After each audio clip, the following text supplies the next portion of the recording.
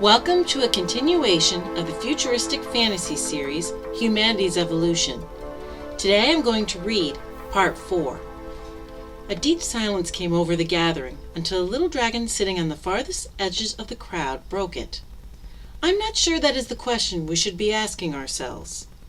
I peered in the direction of the speaker, a young man whose self-confident air came across loud and clear in the energetic as well as the physical plane. Ezekiel gave the man an annoyed look. "I'm surprised to see you here, Gershom," he said. The name sounded familiar. "I don't see why. I'm very concerned about the information you're giving to the public at large today," Gershom said. Then I remembered. He is also a historical anthropologist, but his specialties lay in societies existing before the 21st century. Gershom is an indisputable expert on the social structures of these prior civilizations. He and I were supposed to do this talk together, but then he declined. If you are so concerned, how come you're not up here helping me with this lecture?" I said to him. Gershom then moved through the sea of people until he stood right next to me. "Because I disagree with your entire premise," he said, and turned towards my audience. "The Planet Project is all about the future. These new physical entities should be created and allowed to make their own judgments about morality without any help from us." I just stared at him, stunned by his view. "You should know better than anyone the damage one human can do to another through misguided ideas. Every mistake, every injustice committed will be our responsibility." "You are absolutely correct," he said, staring right at me. "The same can be said for our own Creator. How much guidance were we given, and look what we accomplished." I gave a frustrated sigh. He was dragging out an old argument.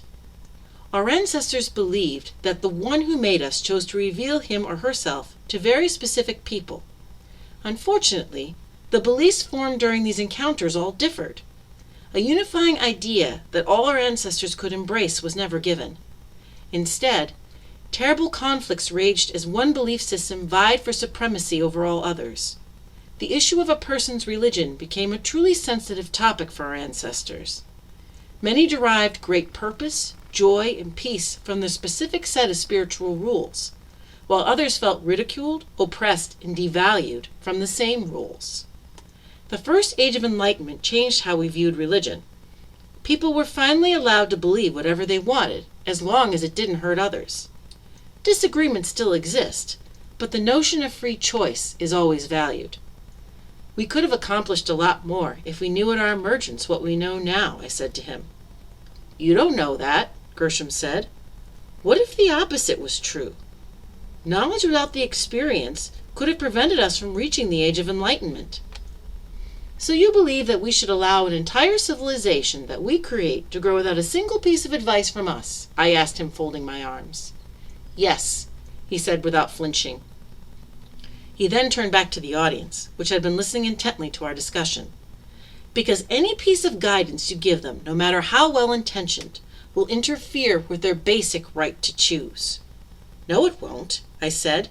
"The new physical entities can decide for themselves if what we say is valuable for them." "I doubt it," he retorted. "If your God comes down to you at your emergence and tells you what you need to do to achieve paradise, are you going to disagree?" "Little dragons aren't gods," I said, offended by his analogy. "Nor do we have any intention of allowing them to believe that we are." "And yet," he said, turning back to me, "that is what they will believe, because they will be awed by what they don't yet understand." I hated to admit it, but he had a valid point. Our progeny would probably view us as better than themselves instead of as merely different. The risk of us becoming gods is very real, I acknowledged. But that doesn't change my belief that we need to give them some guidance. It is all well and good to stand here and debate what will or will not happen. But the truth is these entities are living, breathing people and deserve to know as much as they can comprehend of what we know. I think they can surpass us and be better than we ever were. After all, isn't that the reason we have children? Not so they can merely be like us, but so they can be even better than their parents. People began nodding their heads. I could see as well as sense that my argument had won over Gershom's point. That ends Part 4 of Humanity's Evolution. Next week is Part 5. And if you simply can't wait until then to hear how the story goes, feel free to visit my website, www.reneeannhughes.com, to read Humanity's Evolution in its entirety, as well as the first few sections of Social Conundrums. If you would like to contribute to this series, please feel free to become a Patreon. Details for joining are on my website, and also please subscribe to this YouTube channel so you won't miss any new videos. Goodbye, and thanks for listening.